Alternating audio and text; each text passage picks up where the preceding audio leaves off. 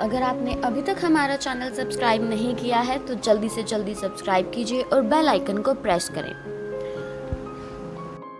आज हम अपनी इस रिपोर्ट में बात करने जा रहे हैं पतिव्रता नारी के अस्तित्व के बारे में, पतिव्रता नारी के महत्व के बारे में, उसके तप के बारे में।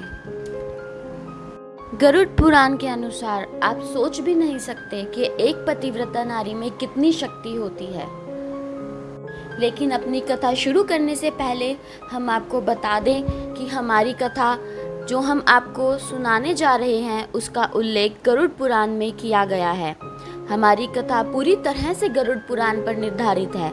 अब इस पर विश्वास करना है या नहीं, ये आप पर निर्भर करता है।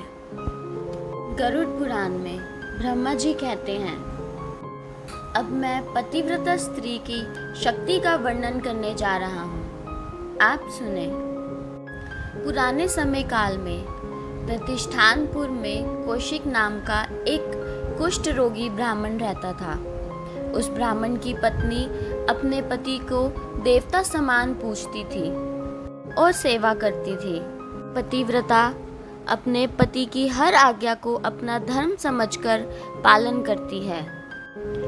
एक बार पति के द्वारा कहे जाने पर वैश्या को शुल्क देने के लिए अधिकतम धन साथ लेकर वह अपने पति को कंधे पर बैठाकर वैश्या के घर पहुंचाने निकल पड़ी। उसके मार्ग में उसे मांडव्य ऋषि मिले।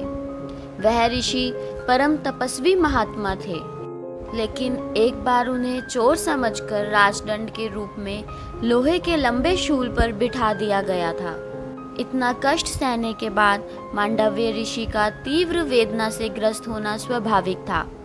इसीलिए मांडव्य ऋषि ने वेदना के अनुभव से खुद को बचाने के लिए समाधि में लीन होना ही उत्तम समझा और वह समाधि में लीन हो गए। अब ब्राह्मण कौशिक की पतिव्रता पत्नी रात में ही अपने पति की इच्छा अनुसार वैश्या के यहाँ जा रही थी।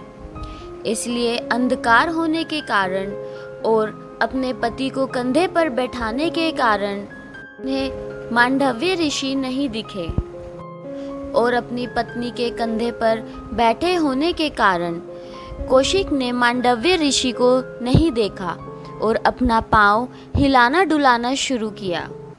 और इसका दुष्परिणाम यह हुआ कि कौशिक के पांव से मांडव्य ऋषि आहत हो गए और उनकी समाधि टूट गई।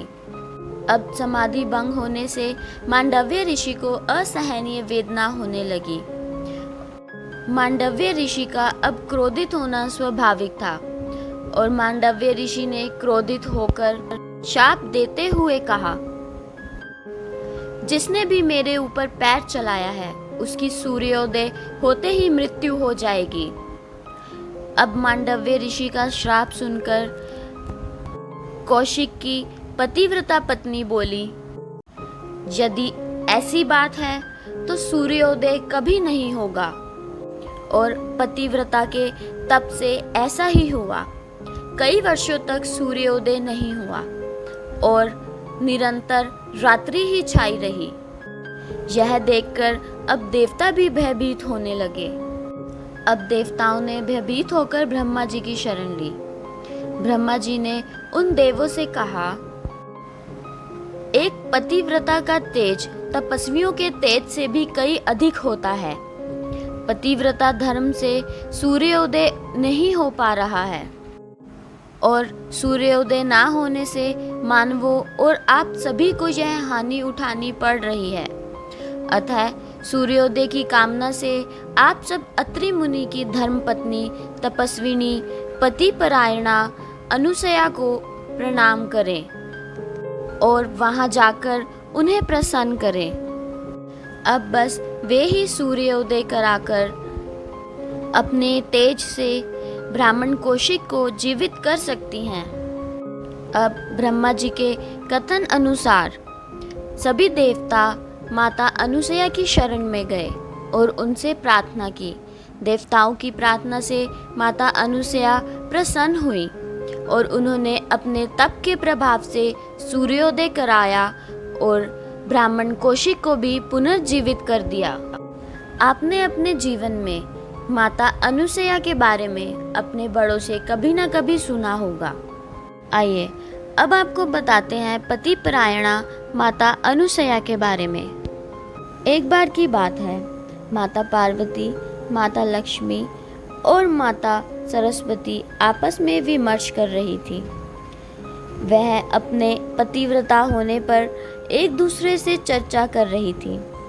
तभी यह चर्चा नारद मुनि ने सुनी और वह तीनों देवियों के पास पहुँचे और नारद मुनि ने उन्हें माता अनुसया, जो ऋषि अत्रि की पत्नी थी, उनके बारे में बताया, उनके पतिव्रता होने के बारे में बताया। तब तीनों देवियों ने माता अनुसया की परीक्षा लेने की सोची। अब परीक्षा लेने के लिए ब्रह्मा, विष्णु व महेश तीनों ब्राह्मण के वेश में अत्रि आश्रम पहुँचे। ऋषि अत्रि किसी कार्य से बाहर गए हुए थे। माता अनुसया ने बहुत ही आदर व सम्मान से तीनों अतिथियों का स्वागत किया। तीनों ने माता अनुसया से कहा, हम तभी आपके हाथ से कुछ ग्रहण करेंगे जब आप निवस्त्र होकर हमें कुछ देंगी। अब माता अनुसया बड़े ही धर्म संकट में पड़ गई। माता अनुसया ने अपने सतीत्व के प्रभाव से तीनों को नवजात शिशु बना दिया और अब उनके कहे अनुसार तीनों शिशु को भोजन कराकर झूले में सुला दिया। गरुड़ पुराण के अनुसार एक पतिव्रता पत्नी का तेज कई तपस्वियों के तेज से भी ज़्यादा अधिक होता है, जिसका प्रभाव भगवान खुद महसूस कर सकते हैं। एक बार फिर हम आपको बता दें, हमने आपको वही बताया है जो गरुड़ पुराण में लिखा गया है। इस पर विश्वास करना या ना करना यह पूरी तरह से आप पर निर्भर करता है। पुनः फिर भेंट होगी एक नई कथा के साथ। अगर आपको हमारी कथा पसंद आई हो तो इसे ज़्यादा से ज़्यादा लाइक व शेयर करें और चैनल को